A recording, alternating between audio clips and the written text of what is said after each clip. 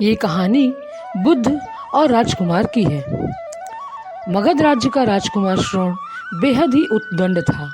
उसको दूसरे के अपमान में आनंद की अनुभूति होती थी। दूसरों को अपमानित करने में वह उम्र का ख्याल भी नहीं करता था।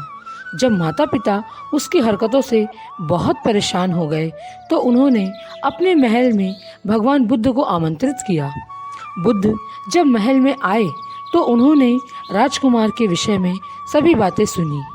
उन्होंने राजा से राजकुमार को प्रवचन में लाने के लिए कहा। श्रोण अपने पिता के साथ आया और प्रवचन की समाप्ति पर वह बुद्ध के चरणों में लौट गया।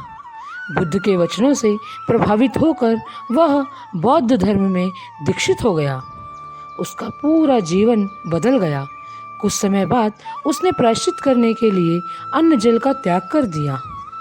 उसके इस कठोर प्रण के विषय में जब भगवान बुद्ध को ज्ञात हुआ तो वे इसे देखने आए।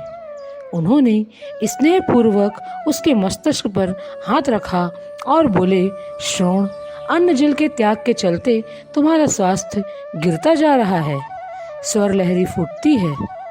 तुम संगीत के जानकार हो, अतः उससे जुड़े मेरे एक प्रश्न का उत्तर दो। क्या वीणा के तार ढीले करने पर उससे किसी प्रकार का कोई आवाज़, कोई संगीत आता है?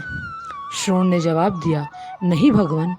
बुद्ध ने पुनः प्रश्न किया, तब तो तारों को खूब अधिक संगीत निकालने के लिए खूब अधिक कसना पड़ता होगा।